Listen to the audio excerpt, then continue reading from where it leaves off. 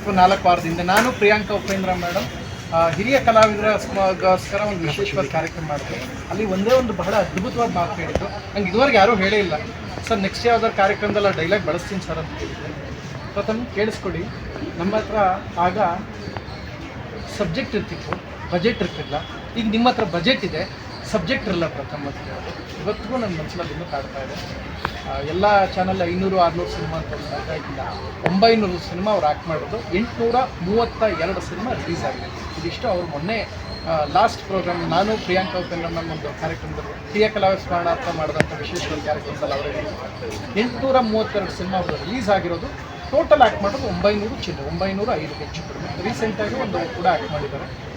So ನಾನೊಂದು ಮನವಿ ಕೇಳ್ಕೊಳ್ತೀನಿ, ಏಕೆಂದರೆ ಹಿರಿಯ ಕಲಾವಿದರ ಪರವಾಗಿ ಎಲ್ಲರ ನಾನೊಂದು ಬಹಳ ಸಣ್ಣವನ್ನು ನಾನು ಹೇಳೋದು, ಬಟ್ ತುಂಬ ಒಡನಾಟ ಈ ಆ ಒಂದು ಪ್ರೋಗ್ರಾಮಲ್ಲಿ ನನಗೆ ಬಹಳ ಅವ್ರು ಹೇಳಿದಾಗ ಒಂದು ಮಾತು, ಅವರ ಎಷ್ಟು ಈಗ ಕಲಾವಿದರೆಲ್ಲ ಒಂದೊಂದು ಪಾರ್ಟಿಲಿ ಬಹಳ ಸಾಮಾನ್ಯವಾಗಿ ಗುರುತಿಸ್ತಾರೆ. ಒಬ್ಬ ಕಲಾವಿದರು ಈ ಪಾರ್ಟಿಲಿ ಯಾವುದೇ ರಾಜಕೀಯ ನೆರಳಿಲ್ಲದೆ ಬಹಳ ಪ್ರಾಮಾಣಿಕವಾಗಿ ಕಲಾ ಸೇವೆ ಮಾಡ್ಕೊಂಡ್ಬಂದಿದ್ದಾರೆ. ನಾನು ಒಂದೇ ಒಂದು ಮಾತು ಈ ಸಂಘದಲ್ಲಿ ನೀವು ಸರ್ಕಾರನ ಮತ್ತು ಕಲ್ಚರಲ್ ಡಿಪಾರ್ಟ್ಮೆಂಟ್ ಮತ್ತು ಸಾಂಸ್ಕೃತಿಕ ಇಲಾಖೆ ಶಿವರಾಜ್ ತಂಗಡೆಗೆ ಸಿದ್ದರಾಮಯ್ಯ ಸರ್ನ ಒಂದು ರಿಕ್ವೆಸ್ಟ್ ನಾನು ಮಾಡ್ಕೊಳ್ತೀನಿ.